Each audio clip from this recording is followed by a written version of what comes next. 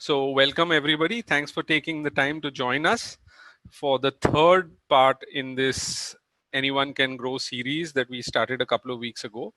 Uh, the idea really has been, to see if we cannot share some knowledge that would be useful for people who find suddenly, perhaps for the first time in our lives, that our food security is realistically threatened. Things have been much better for the last couple of weeks, I'm sure, but I think the first couple of weeks were a little worrisome.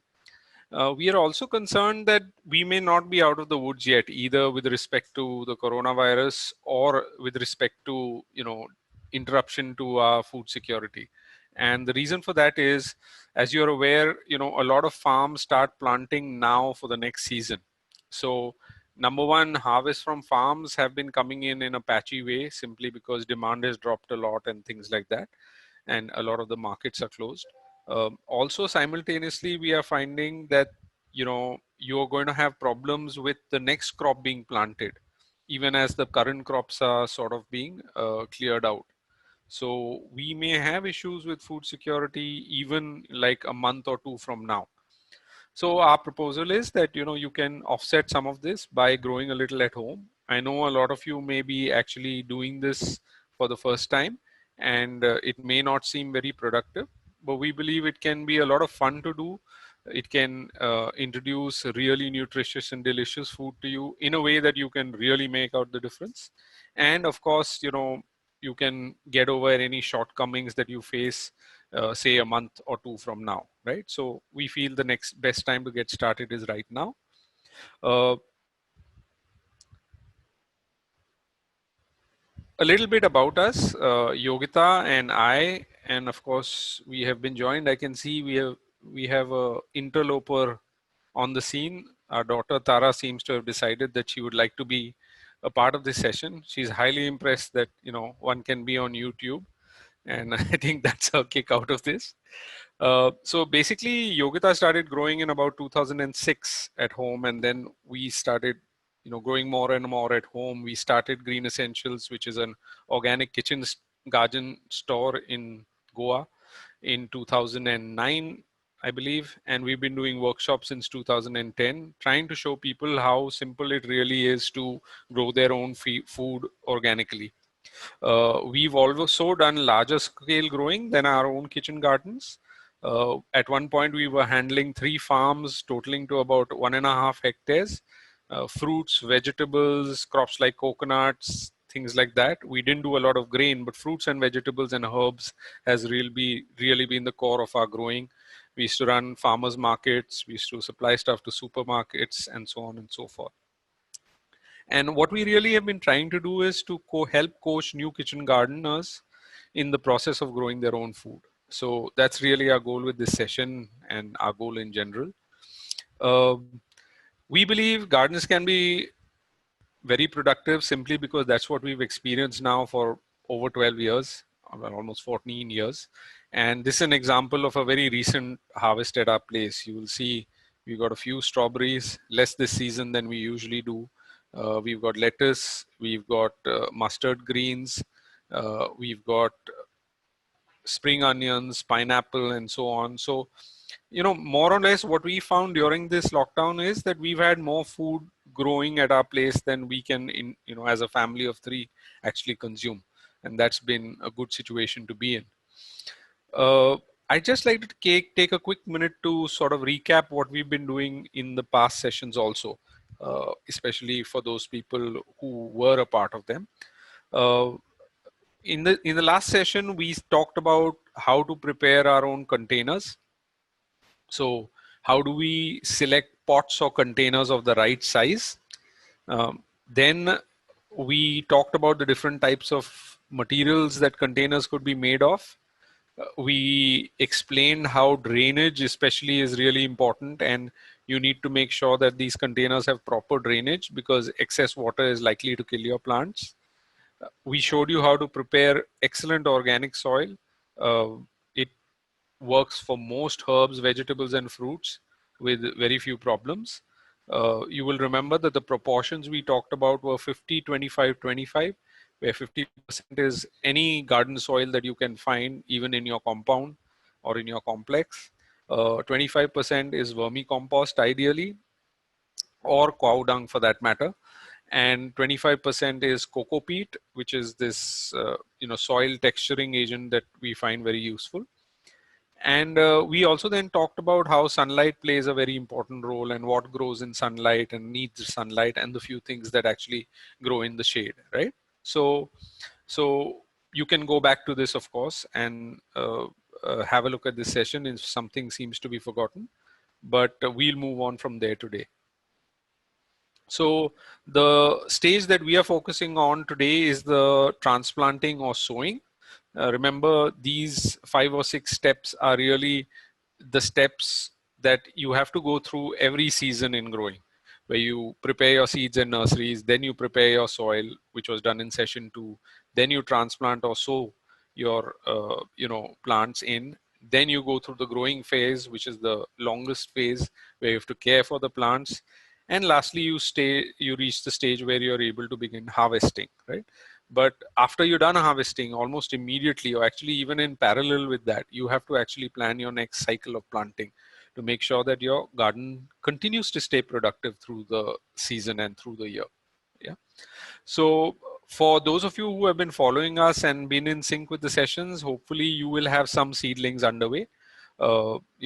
Most seedlings will be a little smaller than these basil plants which you see.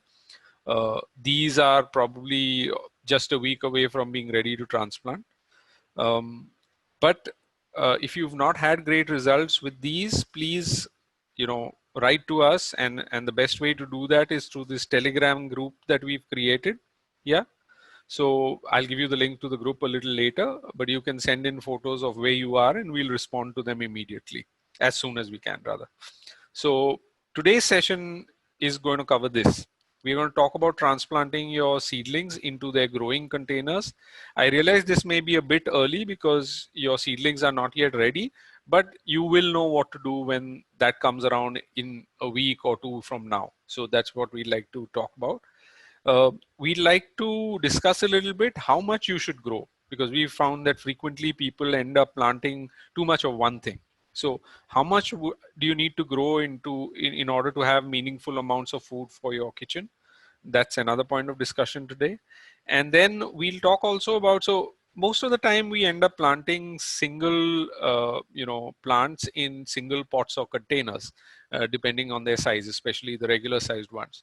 But what if you have a little bigger pot, and can you plant multiple things in one pot? We'll talk about that a little bit. And we'll check in on your vegetable seedlings also. Now, a lot of people seem to have an interest in growing microgreens too.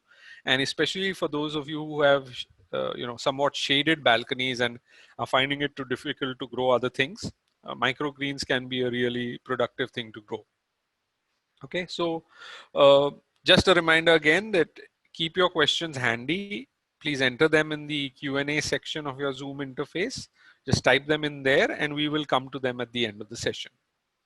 Okay, so the first kind of thing that we need to keep in mind is, if we have planted a lot of seeds in a single large container as opposed to using a smaller one, we will find that we have many seedlings that are sort of bunched really close together. And it's important that we take these out at the right time, and that we do it in a way where we are able to separate each individual seedling without damaging the roots.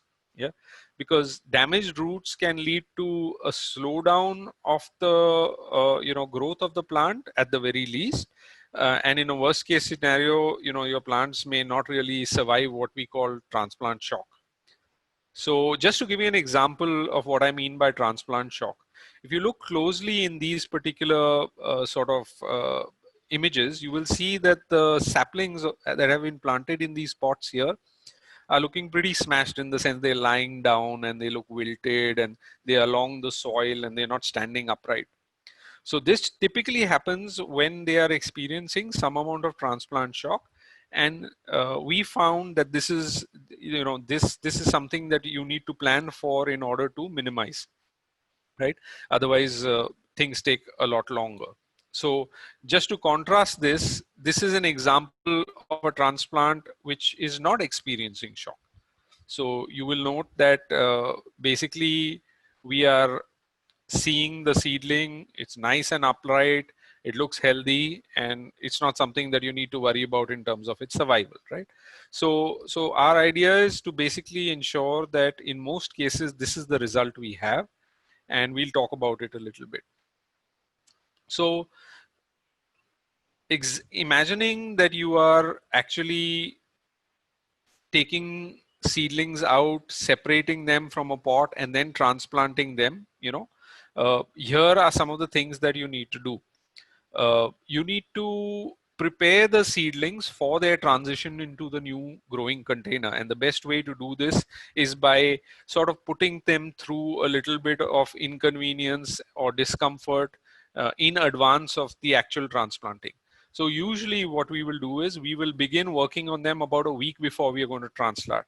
So if today is Thursday, then the previous Friday, I would have started reducing the amount of watering to the plants. I would cut down the water given to them, the saplings. I would cut down the water given to them by about 50%, and I would keep them, a little thirsty over this period of time. So then what we would do is, say a couple of days before, on Tuesday, we would give them their last watering, and then not water over Wednesday and the most of Thursday. Typically, we would transplant when the sun is low and the temperatures are on the lower side. So after, say, 4 o'clock in the evening is actually a good time to transplant. The shock that the plants will experience would be much less. And what we will do is that just 20 minutes before, say at 3:30, we will give it a deep watering.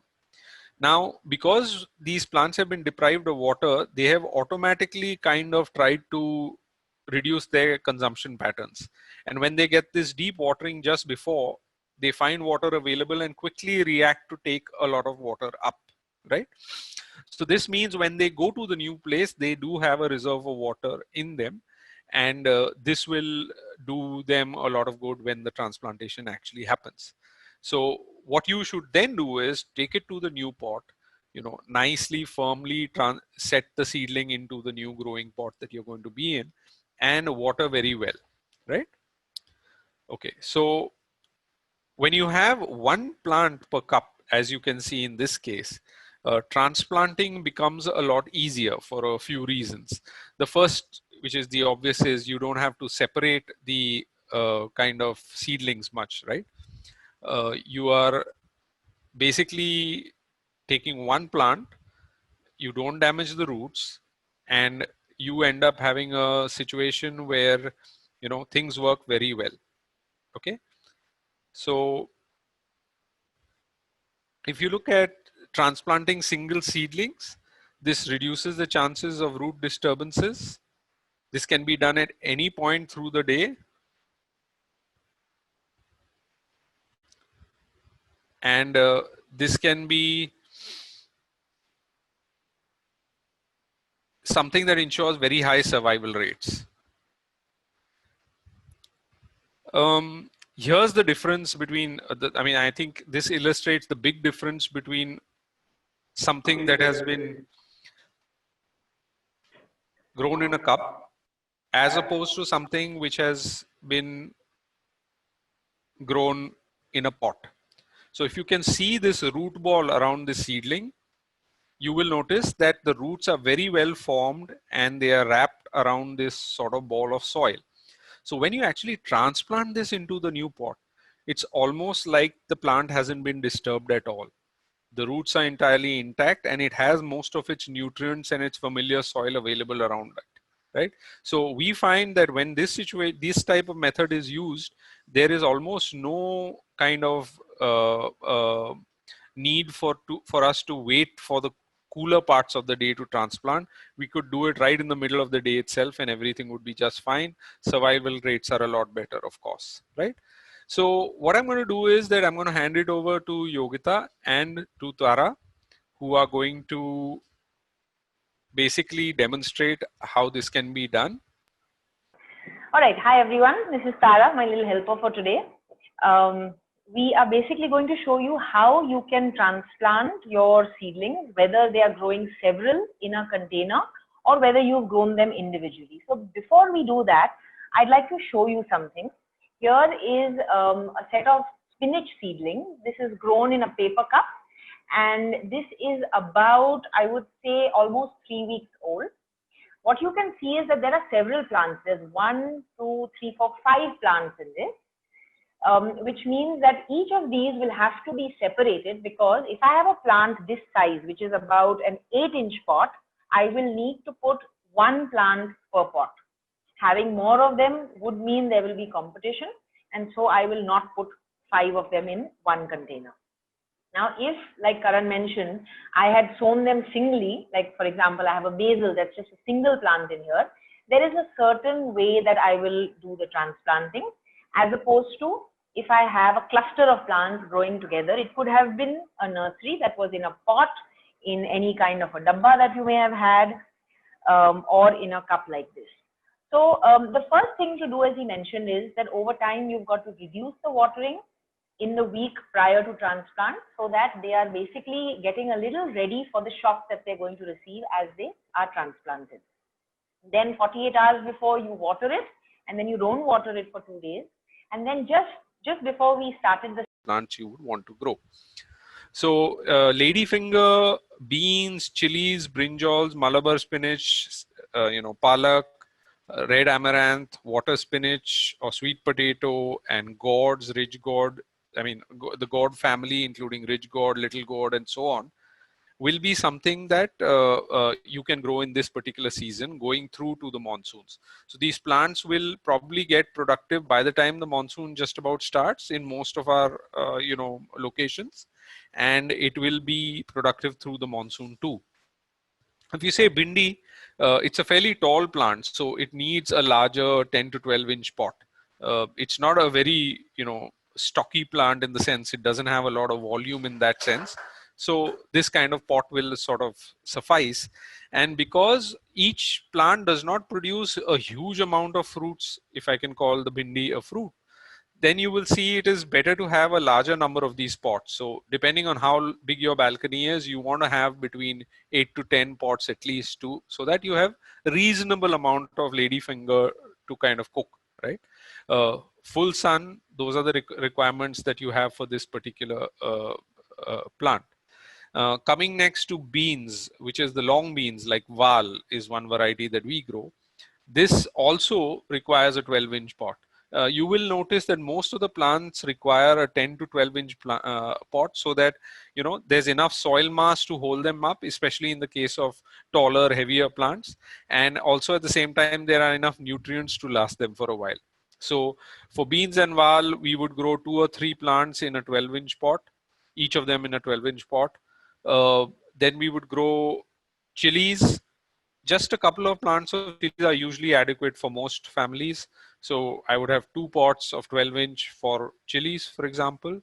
Brinjal is another very productive vegetable, produces a lot of fruit and over a long period of time.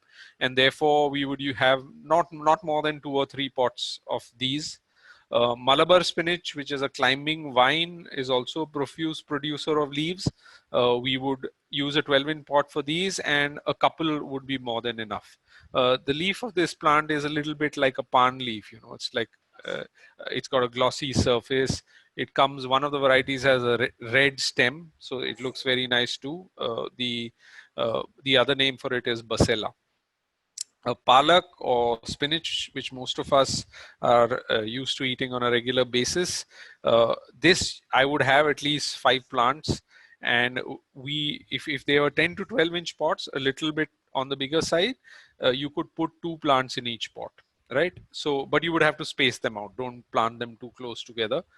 Plant them maybe 2/3 of the way from either edge. Red amaranth is also, a good producer. I would have at least the same 5 to 7 plants for this, or pots for this, and each would have just 1 plant. These would be 10 to 12-inch pots. Water spinach is another one that we feel can be grown. It does pretty well. You can be growing sweet potato for the leaves rather than for the root.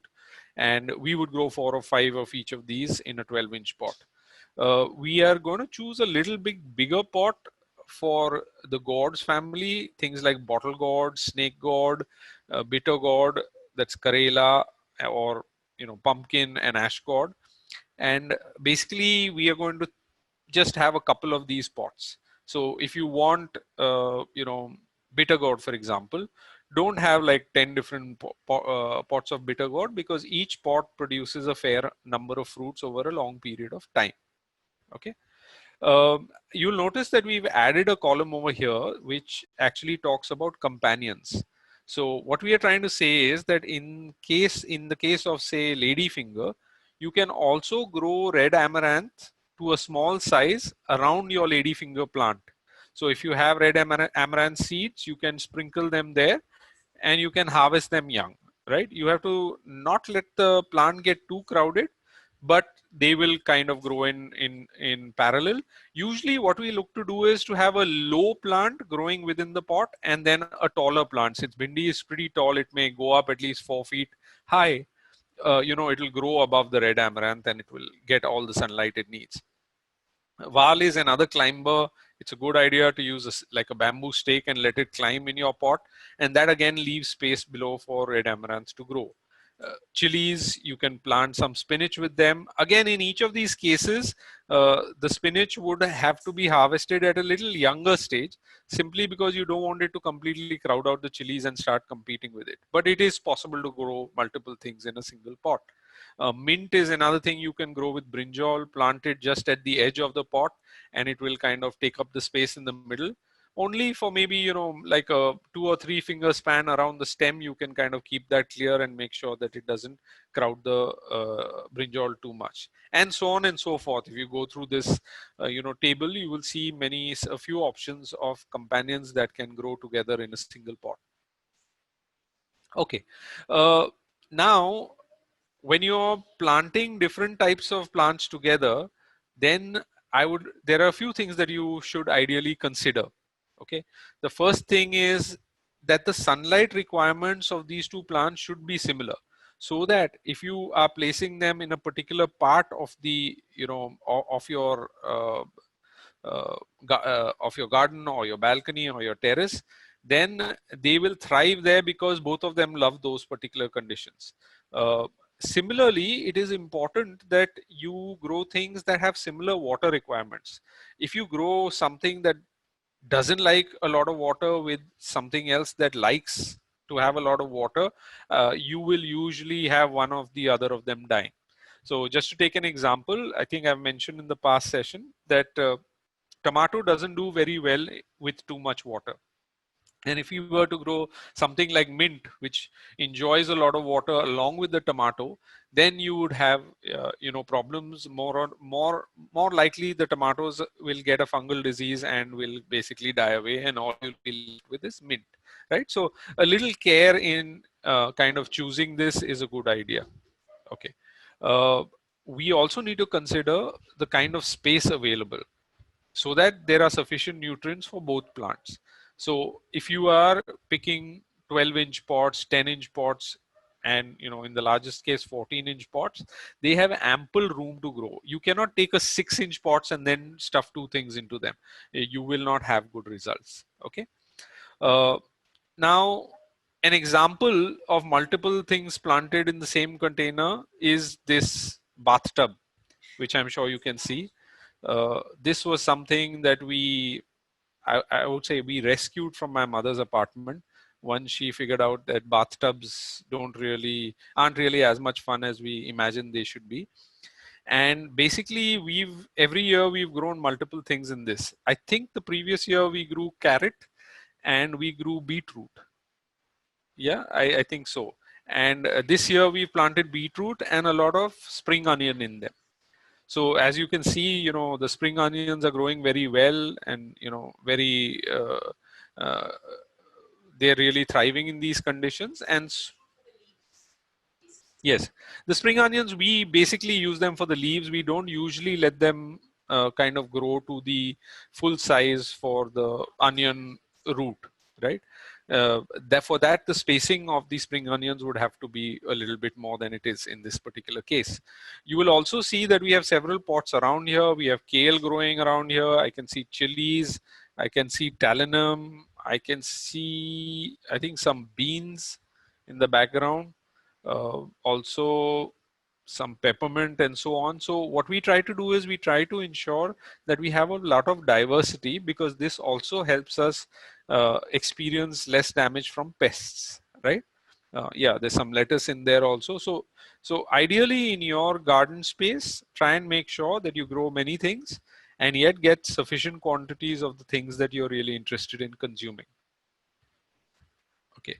Uh, After this, we'll move on to microgreens, and this is something that a lot of urban folks especially seem to have a great interest in eating. There are certain benefits that we believe microgreens provide in terms of nutrition itself. It's like sprouts are popular with a lot of people who have a greater interest in healthy food, because they contain a lot more nutritious materials in them at that stage of growth. Similarly, microgreens are seen as providing a lot of the benefits, or a lot of the same benefits, but with larger and different form of plant. You don't have just a sprout, you actually have some amount of leaves, and it can be used either as an addition in your food or to eat raw also, right? So it adds texture and flavor to your dishes. It is nutritious addition to a salad that you may be making. And the most interesting perspective, perhaps, or rather the thing about them from the perspective of a urban gardener, somebody who's growing in a city in a balcony, is that this does pretty well even in pretty shaded balconies. It does not require a lot of light. It does pretty well even in low light conditions. Now, I'll come to preparing your microgreen trays, and I think should I hand it over to you? Okay, I'll just go over it. So basically, microgreens are grown in shallow trays and containers. Yogita will just demonstrate it to you in a minute. And these shallow trays and containers, could have as little as an inch layer of soil. Uh, Typically, when growing microgreens, we use vermicompost because it's already been thoroughly digested, through by the earthworms, and it's less likely to have other seeds or any pathogens in it. We also use coco peat, which is again the dust that you get out of coconuts after they make ropes and other things out of them. And this is kind of compacted and sold in blocks most of the time. You need to take the blocks and dip them in a bucket of water. They sort of open up and increase in volume. And once you've sort of shade dried them, you use it to make your mix, your medium or soil for this microgreens. So about 70% of coco peat and 30% of vermicompost is sufficient. We are not putting large amounts of nutrients like vermicompost, only for the reason that it's just a 15 odd day growing period, and you don't really need a lot of nutrition, right? Now, we basically also have this other rule, which we don't reuse the medium again and again, not for growing microgreens. So what will typically happen is we will use a particular tray, or we will do microgreens in a tray, and once that microgreen lot is harvested, we will probably reuse that in pots, in growing pots where we are growing other things, and we don't use it in the trays itself. Yogita will talk a little bit about why that is. One very important thing to consider is, because microgreens are basically small baby plants which are grown very densely, we need a lot of seeds for this. So if during the lockdown you don't have access to a lot of seeds, this may be something that you have to wait to get started. Of course, there are some things in your kitchen which you may have adequate quantity of seeds for, and these will really be something you can get started at this time also. So Yogita will, talk about some of these things in a little greater detail as she demonstrates things, and we will kind of, go through this also. I'm going to switch over to Yogita, and she'll demonstrate exactly what you mean. Okay. So I have my tray here again, and if you look, I don't know if it's visible clearly. But if you look, you can see that there are 10 little katoris in here, of which 3 of them, that is 30%, contain coco peat, these 3, and 7 of them have our,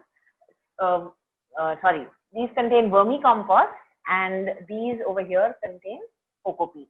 So that's the proportion of the 2 that you need to mix it in. Can I be heard? Okay. Yeah, so Tara, I need your help. So 70% coco peat, 30% vermicompost.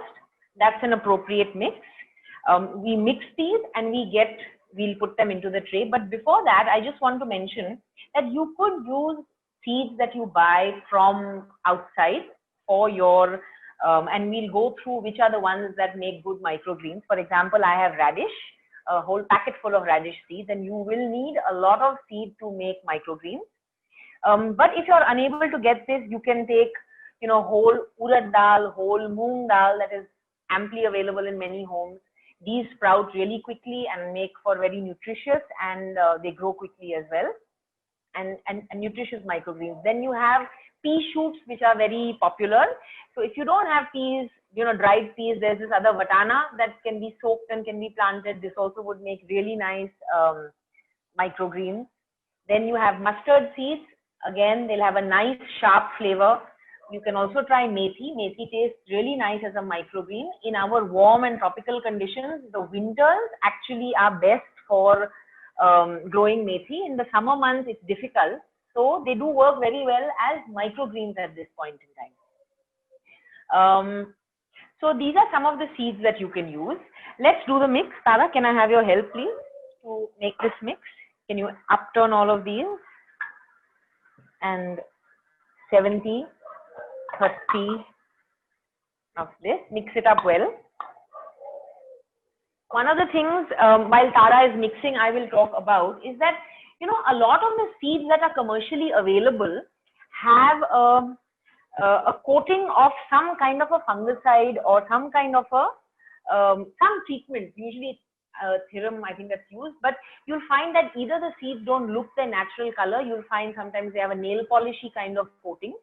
Do not use those seeds, because those are poisons that they put on the seed to prevent fungal problems as seeds germinate. So you need to necessarily get untreated seeds. If you can access organic seed, all the better. But even if they are just untreated, they are good enough. You should not use. And if you buy one of the commercial packets of seeds, you will find that it says do not use as food or feed because it contains poison in it. So do not use those. You could fall sick. Just to sort of cut in, Yogita, one of the things that in this particular case is Yogita is talking about not using these for microgreens, because you will still have the seed residue when you actually harvest your greens, right? It'll be very close to the plant itself, right? So if you were growing this as a seedling in your pots, or your nurseries, it wouldn't be so much of a problem. One of the things you can also do to reduce this coating, though I would still not use coated seeds for microgreens, is the diluted milk. So you can pretty much soak them, for an hour or two, Yogita, or maybe overnight in diluted milk, maybe overnight. Yeah, at least 3-4 hours. And this would reduce that coating. It would wash off some of those fungicides and make it sort of easier to use in your growing process. I just mean in the sense that it's a little closer to a healthier kind of seed. Okay. So now what kind of a container to use? Basically, we don't need a very deep container. A shallow container of about 1 inch or 1.5 inches depth is sufficient. I have a typical container that we can use for microgreens. What's important is the number of holes that you see over here. If you see, there are several holes in this. This is a hydroponic tray actually, and it can be used just as well for microgreens. If you don't have access to this, any good old dabba, tiffin dabba from your kitchen will do. Make sure you poke holes so that the water drains out. Excess water can be a problem. It may cause fungal issues. So this is Tara's lunch box that can be used. We need to make holes in this or any other container. This is actually much deeper than we need. if you use a container this deep, make sure you bring the soil right up till the top, because during harvesting, if it is deep inside, you will find it very difficult to cut and you will lose a lot of your microgreens. So now we're going to use this container. Tara, can you help me fill this, please? Yeah, maybe I'll hold this up and empty it in here, and give me that other container over there. We have prepared another container already with the same 70-30 mix. And can you spread it out so that it's, yeah, nice, and we may need a little more. It's always a good idea to use a light hand and level it out like this. And if we need a little more, because it will settle once it waters, I'll use up a little more that I have prepared here. Yeah. Smoothen it out. Smoothen it out. Okay. And I'm going to plant seeds of radish in this. Radish has a nice, spicy, pungent kick. It tastes great in a salad. It tastes great in a sandwich. It tastes great on anything, actually. Okay. That's it. That's it. That's it. It's smoothened out. That's it. All right. Now, level. You know, the reason it should be level is otherwise water will be more in some spots and will be less in others. So it needs to be, one other way of doing it, Tara, is like this. Okay, yeah, thank you. Now you have a little bit gathered here. So can I just level this out this way? Yeah, that's it. Okay, and then you need to have some to sprinkle on top once it is done. So let's do the radish seeds.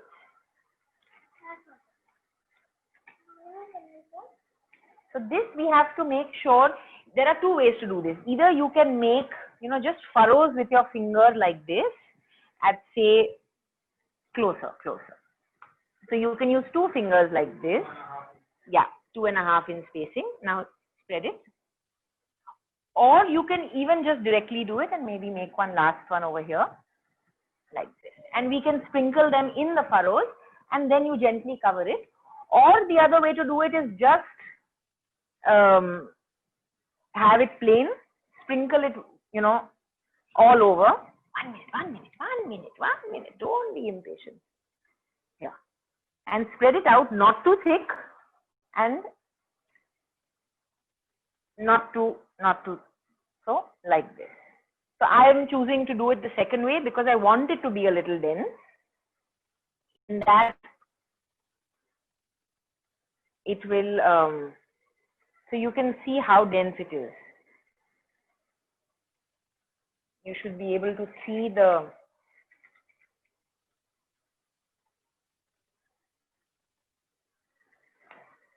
some of the soil as well. Yeah, spread it all out, Okay. Tara, now just, can you sit here one moment? Yeah, thank you. Okay. Where you find it's too dense, you can just use your fingers and sort of spread it a little evenly. And this will now work out to be fairly, okay, here we go. So if you can see, maybe I'll hold it closer to the camera. More or less, that's the density we've got. Now what I will do, sit down. Now what I will do is I will take the remaining mix, the same mix, and just cover it very lightly so that these are not visible. Okay. And then again with a very light hand, or you can use a rose can, watering can, make sure that you water it well, because there are so many holes, the water will come out and you'll need to keep checking for moisture level. It should not go dry. That's the main thing, because if it does, then your germination process either slows down or stops completely. So it should be continuously moist, but not wet. As you can see now, the seeds should not be visible.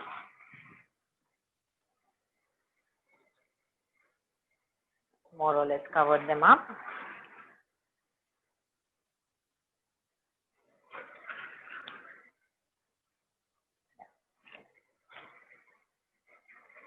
Again, I won't water it here, but with a light shower can, you just water it, all the water will drain out, and now this is ready. And I'll just show you,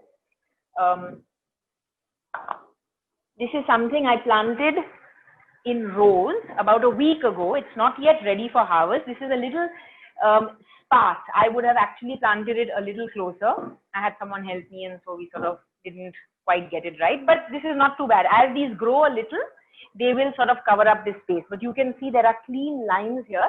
And that's another way to go about doing it also. This is red amaranth. This was planted on the 70s. So as this grows, we will perhaps in the next couple of sessions even show how these are to be harvested. Okay, over to you, Karan. Okay, so I'll continue with the slides. Please give me a moment. Yeah, so just recapping what Yogita said, you have a 70-30 mix of coco peat and worming compost, and you create a really level kind of surface of soil or of mixture using the tray. The seeds can be sown in sort of rows or in the way that Yogita demonstrated. This is how they look at the early stages, just like the amaranth that Yogita, red amaranth that Yogita just showed you. I think in this case, it's either mustard or maybe radish itself. It's mustard. Yeah, and this is how they look when they're almost ready to harvest. So you can see these are probably about 15 days or 16 days old, right? One thing to just note when we are saying 15 odd days, what tends to happen is things like mustard germinate very quickly in just a couple of days. So it may take 3 or 4 extra days for some other things to get ready, just because their germination time may be longer, maybe say 5-6 days instead of just a couple of days, which mustard tends to do, right? So yeah, I mean, in terms of setting up the microgreens tray itself, I think you have a pretty good sense of how things need to go. And I'll move on to things that you need to keep in mind when you're growing microgreens, just as a sort of summarizing thing to that demonstration. The first thing to remember is that microgreens, while in theory you can grow almost anything that you have sufficient of quantity of seed for as a microgreen, there are certain varieties that are more popular. So arugula or rocket, which is from the mustard family, is a popular thing. It has a stronger taste, a little nippier, just like the radish that Yogita just showed us. Basil has its own unique flavor even when it's young, and therefore that makes for an interesting set of microgreens also. Amaranth, which she showed you, mustard, radish, lettuce, these are all popular things that people consume as microgreens. But you can even look beyond these more popular varieties to try seeds from your kitchen, especially right now. You may have a lot of methi seeds which you can use. You may have rai or sarson. Those are typically available because we use them for tadkas and things like that. Or we may have wheat, moong, or even whole masoor. And each of these things can be used where the seeds are still viable. They can be used in order to grow microgreens. Just repeating what Yogita explained was that we shouldn't use treated seeds as much as possible, as they contain a little bit of fungicides, which is not the healthiest to have to deal with the residue of that so close to the sowing stage. Do not sow the seeds too dense, because otherwise what tends to happen is they crowd each other and create a very humid environment. And if there is a lot of moisture, you will have a fungal disease which is called damping off, and you'll just find a bunch of them falling over just almost like in a herd, like a pack or like a set of dominoes, knocking each other down. And that's not really what you want to be eating. The seeds that you have which have thick seed cores can be pre-soaked so that they are ready before they actually get sown in the in the trays itself, right? So that's something else that you want to keep in mind. Now coming to how you harvest the microgreens. So what you want to do is very gently use your hand to, so you typically try to cut from the corner of the tray. So you start from one corner, perhaps if you're right-handed, this would mean the right side corner, and you want to expose the stems so that they are visible, and you can use, I think a scissor is great, or a knife in that sense. I think a scissor is really better unless you've got a very sharp knife, and you can actually cut them maybe an inch off the ground, off the soil, right? So just trim them. So you actually consume not just the leaf, but also the stem, right? But you cut a little ways off the ground. Important thing what Yogita mentioned about making sure that your soil is coming up close enough to the lip of the tray in order to allow that to happen. Yeah, if you leave that too low, the soil level too low, you will have big problems getting it, or you will not be able to harvest the same kind of quantity or volume specifically that you can do otherwise. Okay. Now, just a quick summary, since we are drawing pretty much to the end of the presentation part of this session. The first thing is we talked about seedlings, and that these can be sown either in a group, removed, separated, and then transplanted into your growing pot, or it can be a single seedling in a single cup. And we've talked about some of the benefits of these. The individual seedlings, as we said, are much easier to transplant. You will know that your seedlings are are ready when you see 4 to 6 true leaves. So by this, what I mean is that the first 2 leaves are what we call the seed leaves. They provide food to the growing baby plant. And it's after these first 2 that the actual real true leaves come out. And you got to make sure that at least 4 to 6 of these exist. Now, typically a seedling will be about 3.5 to 4 inches tall when it is ready to transplant. So between 3 to 4 inches, depending on which type of seedling it is. Yeah, and typically this will take 21 to 25 days. Sometimes, depending on conditions, it may be a little longer or a little quicker, but more or less it tends to be in that 21 to 25 day range. Plant requirements will determine what you should plant together if you're putting multiple things in a pot. As we said, you need to make sure that you follow a certain system while putting 2 things together. A low plant or several low plants along with a taller plant, so that there is no interference for sunlight, and also to avoid overcrowding. We harvest some of these things a little earlier than we normally might. Microgreens, which seem to be something that a lot of people are interested in growing. These are really something that you can grow very well in most households, and especially when your space availability for you is limited, and when direct sunlight is not easily available in your balconies, then this is something that certainly can be very productive for you, right? I'd like to explain a little bit about what will be coming in the session next week. This will be on the Thursday, the 30th of April, and we shall talk about growing and caring for your plants. What are the things that you need to do? Watering, sunlight, nutrients, pruning, all the different things that contribute to this plant care and plant health. And we shall also discuss something that we haven't talked about so far, which is how do we prevent pests and disease using organic methods or integrated pest management, or whatever the word you are familiar with it as being. I think that's going to be a very interesting session. If you've had a good start, I think this is going to be the place in which there is a lot of work to do and a lot to learn and master. To register for this session, I mean, if you've already registered for the sessions, no problem. I think you'll get a reminder email which will tell you when the session is coming up. But in case you haven't, please just go to hasgeek.com/kilter. Anyone can grow series, the URL right here, and you shall be able to sign up over there. Right. Thank you for taking the time to be here for this session and for listening to us patiently. These are our contact addresses. Number 1, you can email us at greenessentials@greenessentials.in. That's GRENESSENTIALS.in.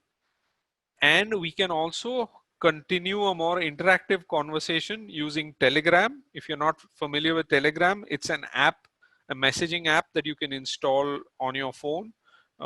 It's available on both Apple and Android phones. You just have to go install the app and then use this link, which is t.me/anyone can grow, in order to join this group. So we have a group called Anyone Can Grow on Telegram, and this link will help you join this group, right? In case you're having trouble with any of this, please do get in touch with us and we'll send the link over to you also, right? So that's a place in which you can share your photographs. We can maybe diagnose problems or challenges that you're facing and, help you achieve better success in your gardens. So coming to the end of this particular session in terms of the presentation itself, it's time now for the Q&A session or the AMA. Please ask away, ask us anything that you want to know. It may be related to what we've done in this session, or it may be related to what we've done in previous sessions. We'll do our best to answer them. A reminder, if you haven't put these in, the questions need to go into the Q&A tab in your Zoom interface. So please share those with us, and I'll ask HasGeek to please help us through the questions so that we can answer them. Thanks, Karan and Yogita. It was a very informative session. We have a lot of questions this time. Most of them are on pest control, something that we're going to be dealing with next week. But there are also a few on microgreens, so I'll just start off with that. The first question is from Joy. He asks if coriander can be grown the microgreen way. Yes, it can.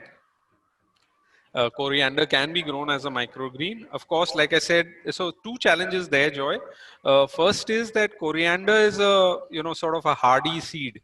So in order to make sure that it germinates, you will have to sort of break the husk of the seed, which you can do by putting it in a piece of cloth and pressing down and rolling your hand over it so that the husk opens up. Then the seed is actually exposed. Otherwise, your germination times may be very long. Of course, you need to have sufficient seeds also. So just make sure you have a sufficient quantity of seed for whatever your growing container is. The next question is from Shreya. She asks if we have a big tray for growing microgreens, is it possible to grow different varieties of seeds in one? Yes, absolutely. You can divide up your tray into 2, into 4, whatever works for you. We often do that because I personally find that much of one thing is boring and it's just too much.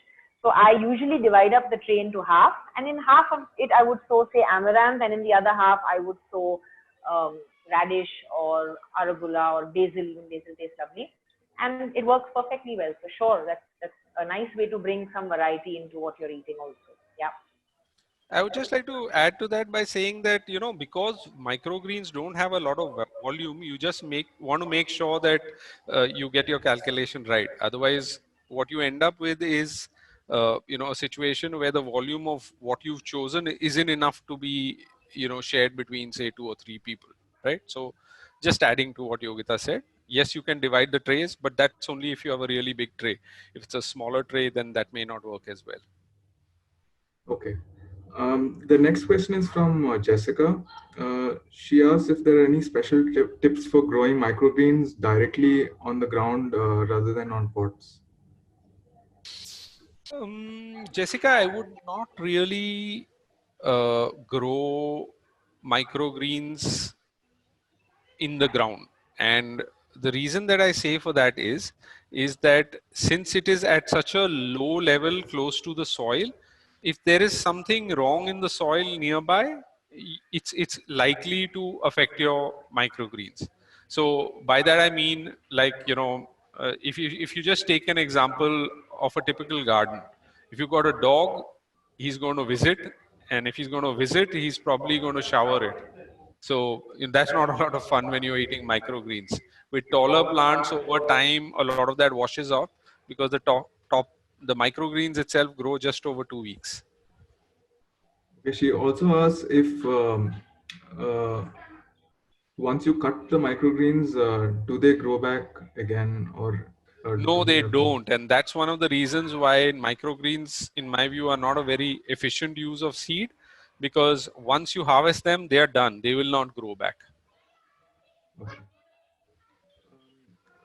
Also, somebody asks if monsoon is a bad time to grow microgreens. No, monsoon is not a. In fact, microgreens I think is something that can be grown all year round.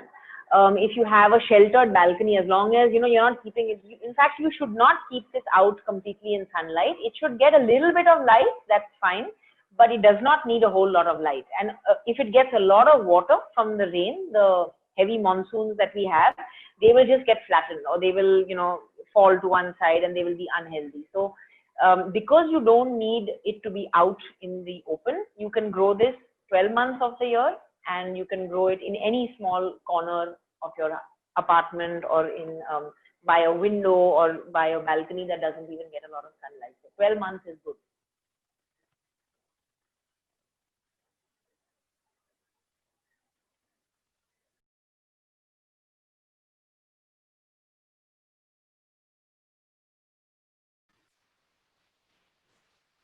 Yeah, just want to check whether there are any other questions. I don't know if Anish is. He may have lost. I'm having some disturbance Okay, in the background. I can hear you. Zainab, can you just take over? I'm just trying to fix this. Sure. Karan, can you hear me? Yes, yes, absolutely. Okay. So we have a bunch of questions. Let me see if I can try to bunch some of these questions. There are a bunch of questions on bugs. So let's try to get these first.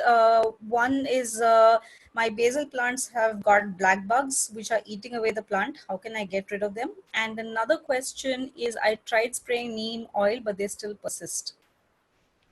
Okay, so most likely black bugs, especially if they are on the underside of the basal leaf, is black aphids. And the problem, the problem of black aphids usually happens in the transition of seasons, and when there is not great circulation, air circulation possible. So essentially, aphids, they love humidity and warmth. And especially when you're going, if you're in Bangalore, for instance, you may be going from cooler weather to warmer weather right now, and the humidity may be higher than it has been over the last few months, and you will have aphids appear. But the problem tends to be more severe when you have not spaced out your plants, either your pots properly, and therefore breeze is not flowing in, so humidity is trapped in those spaces. That's when the problem tends to be more severe. Right. So the best thing to do with aphids is this depends a little bit on the age of the plants, but in older plants, the way that we treat it is we can actually just use a toothbrush and soap solution and brush them off. They don't have wings, they're not going to come back, so you can just toss them away somewhere far away, in the garden or whatever it is, and you will have solved the problem for your garden for now. Thanks, Karan. Cora, I hope this answers your question. Okay, back to last couple of questions on pests, and then we'll go to the next set of questions. One is from Viraj, where he said he's been using a mix of soap and tobacco and water for the small pests on his greens, but it hasn't worked. I have been spraying twice a day. Should I also add some chili powder or garlic or neem? And another question is, will you be taking a special session on integrated pest management? I suppose that takes care of the pests. Okay. So the last question first. Yes, we will be looking at an integrated approach to managing pests in the next session. So make sure you're there for that. There are a bunch of things that we do to make sure that we manage pests, preventive and curative both, and we will talk about those. Viraj, about your pest problem, it depends what the pest is and what is the cause. I mean, knowing what the pest is and why it is there helps you tackle the situation better. Like, one can generally spray neem on everything and it might not work. But if you know the particular pest, if you can identify it, and you can sort of just observe and see what are the conditions that are creating, that are favorable for its presence, then you can work towards making those unfavorable. That's really the kind of mentality that you would have, that, okay, why is this pest here? Why does it like this? And can I do something that makes the environment inhospitable? That basically repels them. So maybe if you let us know what that is, I can give you a more specific answer for that. In general, a neem spray does work for many things, but like I said, it's always good to know the proper context to be able to be more specific with your response to a pest problem.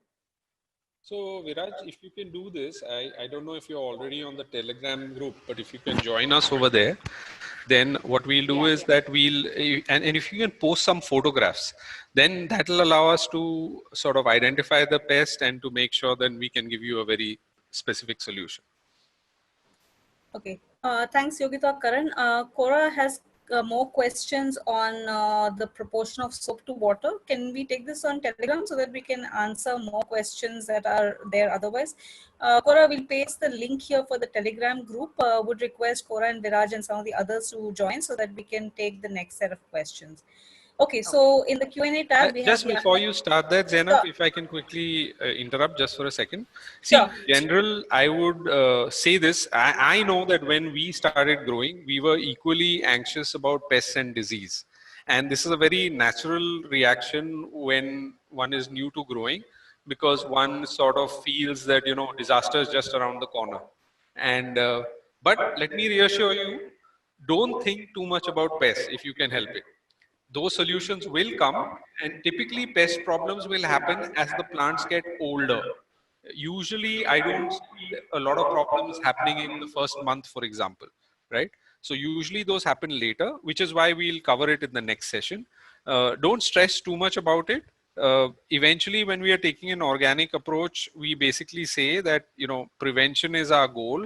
And if we do lose one thing, it's not too bad, as long as we don't lose, you know, huge amounts of the crop. Thanks for this prescription, Karan. So back to the Q&A tab, we move from unlucky number 13 to now 11 questions. Let's try to take them in a bunch of groups. We have one question from Devaki, who asks whether it's okay to use the potting mix sold by Green Essentials to grow the microgreens, because she already has some of that in stock. We have one more question for Green Essentials from Avani, who says that she bought Brazilian spinach from Green Essentials today, and she was told she can grow it directly in soil. How big is a bed that she should make for it? And she has a single bag to grow. We'll take more questions after. Okay, so the last question always stays in my mind first. I'll start with that. Avni, actually, Brazilian spinach will take over whatever area you give it. So if you have a lot of area, plant it in there. Brazilian spinach prefers a semi-shaded kind of environment. So if you have a place where, I would say, save up the sunlight for things that cannot do without it, and push things that are okay in semi-shade into semi-shade. So make as big a bed as you want. It will creep and crawl. It's a beautiful ground cover. It looks gorgeous, nice dark leaves, and it's a perennial. So that means it will be there all the while. And you just keep harvesting, and it'll keep spreading, and you keep harvesting, and it'll keep spreading. So give it as much space as you have, or you can afford to give it, and that should be fine. The question before that was about whether you can use potting soil for growing microgreens. I would not use potting soil, because potting soil comes with 50% soil, and often that soil contains seeds of different kinds of weeds. It may have pathogens that may not be digested, as in the case with vermicompost and coco peat. So I would stick to a soilless mix for microgreens, and the potting soil or the soil mix can be used either in your pot or in like a small garden space that you demarcate. So yeah, I would go with a soilless mix for microgreens. Thanks. We can take the next set of questions. Let's see. We have a couple of questions about poor little plants. There's tomatoes are blackened at the bottom. What should I do? And another one saying that it's been 4 to 5 weeks, but I have only 1 or 2 chilies. Why? Okay, so The blackening at the bottom of a tomato is not a good sign. Basically, it's a fungal disease that seems to be occurring over there, right? So what you want to do is that you want to very quickly cut down your watering, and you want to move these to a very sunny spot. So if this is possible, please do this immediately. The idea being the reduced availability of moisture and the kind of exclusion of moisture due to the sunlight will lead to conditions which should allow them to recover. Of course, a photograph would help to show the extent of the damage, but I would say in general that is the approach that you take to deal with this right now. Great. Was there a second part of that question? No, there wasn't. But Aarti had another question, which is that she also has other plants like mango and ramphal, but they don't fruit. There is a related question on what is the best time to grow lettuce. Okay, so Aarti, fruiting plants is another whole session, the way they function. But, is it that the flowers are coming and they are falling prematurely? Is it that your plant is not flowering at all? So the reason why it's not producing could be many. How old is your tree? What kind of soil is it growing in? What kind of nutrition are you providing it? So there are many reasons. There are about 6 or 7 things that you need to sort of look at before you understand why a tree is not fruiting. If you can get back with a more specific thing, or maybe on Telegram, we could have a little discussion about it. There's a lot to be spoken about for why fruit trees don't. I'm sorry, I'm not able to give you a specific answer. But bottom line is you need to fix your soil. But more specific once we get more input from you. What was the second question? Sorry. Somebody, there was a follow-up. So we had what is the best time to grow lettuce, and I think Okay, so lettuce is basically a temperate crop. It's not typically from our tropical areas. It prefers cooler climate, like a cooler climate, and usually in our conditions, in our tropical conditions, our winter is the best time, which means that when the nighttime temperatures go down and are closer towards 20 degrees Celsius at night, that is when germination peaks. If you will get best germination rates, 90% plus, and the plants grow really healthy. So I would say you can start your, I don't know where you're located, but if you were in the Konkan area or anywhere that gets more or less a warm tropical kind of climate, I would say you start after October, and November, December, January, February, up to February is good. And if you have, some freak of weather like we have now, the plants that I planted have continued to grow right now till April. Usually that doesn't happen. But it prefers that stretch of winter, and it does well then. So just to add to what Yogita said, a couple of parameters. So, if you're living in Bangalore, then that's like cheating. So, even now you're going to have great weather for growing lettuce. So that's one part of the equation. If you're in warmer places like where we are, more humid places, yes, lettuce does grow challenging at this point in time. Just in order to give you a reference range, lettuce loves it between, so if you're growing heading lettuces, which are the types that form into balls, right, iceberg or something like that, right? So they will tend to prefer temperatures of say 15 to 25 degrees or so. They will be fine in that range, minimum to maximums. But if you're growing loose leaf lettuce varieties, something we grow more of when the climates are generally a little warmer, like in India, then they are happiest somewhere between 18 to 30. Now, what happens at this time of the year is you start pushing past 30 on the maximums, and your minimums get closer to like 23, 24 degrees or so. That's what makes it challenging to grow lettuce. So I hope that gives you enough of a sense to grow successfully. Best time, like Yogita said, is starting October, November. That's when you should best grow lettuce. Okay, we have 4 more questions. There are 2 from Joy, so I'll go with those first. He says he's been using a mixed bag from his local plant seller. On the bag, it says contents are manure, sand, soil, fertile soil, cocoa peat, and husk, but no proportions have been given, and he's been using it as it is. Does he need anything to change? he has another question, but we could take that after you respond to this one. So not really, and most of the ingredients seem right. Of course, like he said, one can't be certain of the proportions, but by and large, I find nurseries do a pretty decent job with their potting mixes, right? So unless you have experienced specific like lack of nutrient issues, which you could supplement by adding more vermicompost or cow dung, I would say most of those things are good. A lot of those ingredients like sand, coco peat and all are to improve, number one, the drainage of the soil, and also to improve the water holding capacity of the soil, which the coco peat does. So it doesn't sound like it's unduly different from what we would use.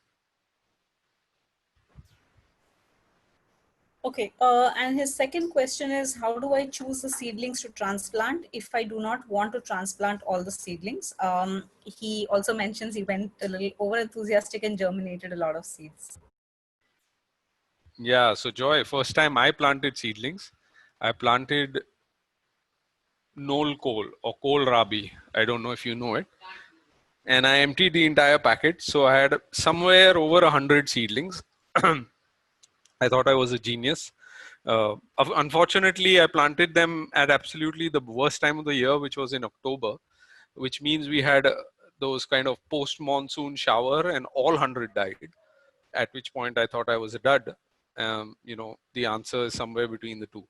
Now, in terms of the seedling, it's very simple. Survival of the fittest is guaranteed.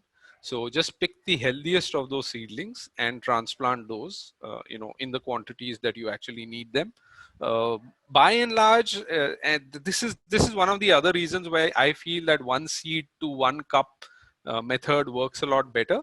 It's because you are able to sort of ensure that you don't waste a lot of seeds. So you end up using only maybe 10 or 12 seeds, and you know you're happy because that's as many plants as you wanted. Yeah, you can decide that, okay, I want to have twice as many, but as you see, if you end up planting 10 times as many, then it leads to a lot of wastage. Of course, you can also use the surplus seedlings, give it to a neighbor. That's the best way to make productive use of them. Pick the best ones out, transplant them, then let the others grow out a little more and give them to somebody else who's interested in growing. Should we take the last two questions? Yeah. Okay, great. So there is Devaki Shinkre who asks that she's been using a plastic potting tray similar to the one you showed in one of your slides to grow red amaranth. She has almost 8 to 10 red amaranth plants growing at sufficient distance, but in a single potting tray. Is that okay? Because she has been having a pretty good harvest with lots of large leaves. Okay. So, I mean, if you're having a good harvest, that's good. I'm just curious, what is the depth of your tray? Is it as deep as this one, or this is about 1.5 inches perhaps? Or is it, if it was deeper, I think your plants would live longer and you'd get better productivity out of them. So, again, if you share a photo, we'll be able to give you a more specific answer. But if there are 5 or 7, okay, let's look at it another way. If I was to transplant amaranth plants into a pot, I would put one plant per 10-inch pot, not even an 8-inch pot. And you know, the interesting thing about plants is that the more room they get to grow, the bigger they grow. If you keep them in a small confined space, they will grow in that much. But if you want more productivity and more yield, give them the room and they will produce more. So if you're happy with what you have, there's nothing wrong with it. You just want to check on the depth to make sure that there is enough nutrition going around for all of them. And a photo of your container would help us answer that better. But I hope this helps you for the moment. So the reason Yogita is just saying that is that if you don't have enough depths and the plants get taller, they are likely to topple over because they don't have a stable kind of anchor, which is what the roots also provide. Got it.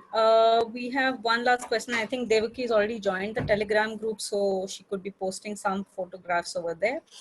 We have a last question from Jessica, who says that she has a 2-year-old Malabar spinach plant, which is quite huge and growing on a trellis. It has given her great leaves.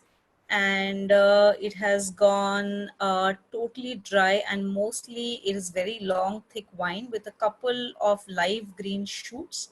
One farmer neighbor says that I should cut it at the bottom and let it regrow. Another says leave the long stalk and it will start again in monsoon. What do you recommend? She's also posted a question in the chat which she asked, saying that do you sell at Green Essentials the big planting tray that you were using for the microgreens, and do you have it available? Yeah. Okay. So again, last question first. Yes, this is sold at Green Essentials, and yes, it is currently available.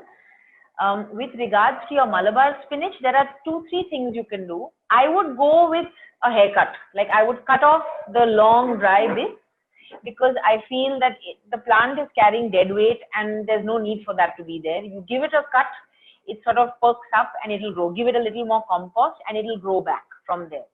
I would go with that approach. You know, if you don't have a water shortage and you can water right now, then you don't have to really wait for the monsoons for things to spring back. Sometimes people say that you should wait until the rains to plant something, is because the water is freely available. You don't need to keep going out and watering your plants. So if you have access to sufficient water and you can water your plants, give it a haircut, give it a little more compost, and it will come back to life. Another thing about Malabar spinaches, they produce these little tiny flowers, and if you have the variety that we have at Green Essentials, it has a red stem and it produces these red, they look like black pepper corns, the seeds, and if you squish them, it stains your hand with a beautiful burgundy ink. Those actually are seeds that can be planted again. So if you collect those, and they usually come around the time of Holi, which is around March, you will have ample seeds on one plant, and literally you need like 2 seeds from that. You plant it again, and you'll get a whole fresh round of plants. So one way is to continue with the plant you have. The other way is collect some of the seeds and plant them, and you'll get new plants right away. Yogi, what would you do? Would you make cuttings from this plant, or it depends on what the, how, or would you be able to, or how would you do it? Yes, you can take cuttings from the existing plant. Take healthy cuttings. Don't take the tips that are too thin. Take the slightly thicker, more mature stems. Snip those out, and you know, you can snip off the extra long bits from it and put in like 2 nodes into the soil, and that also bears root and it grows into a new plant. So that's yet another way of propagating Malabar spinach. It really is a very productive plant. Produces nice big thick leaves and can be eaten raw. It can be cooked, and it's really high in vitamin C. So it's a good one to have in your garden. So that brings us to the end of the questions and answers. We see that a few more people have joined the Telegram group, so that's a good thing. And if there are any instructions for next week, I think Yogita, Karan, this might be a good time to give that. And over to you. Okay. Yeah, just give me a minute. So, okay, so now that we are done with the questions, a couple of bits of information. You know, if you've been having trouble finding vegetable seeds, then what we do is we run something called the seed store. You can order the seeds online and we ship them to you, but not yet. After May 3rd, we are not clear right now when courier services will start delivering. So go have a look, see what's available, maybe decide what you want to grow in subsequent seasons. And if you'd like to try our seed, that would be one way to go. Also, if you need help with your kitchen garden, you're looking for advice online, you know, we can do this one-on-one with you also if you have a lot more questions to do. These sessions will continue, of course, for a couple of more weeks. It shall be next week on the 30th, and then I guess the 7th after that, 7th or 8th.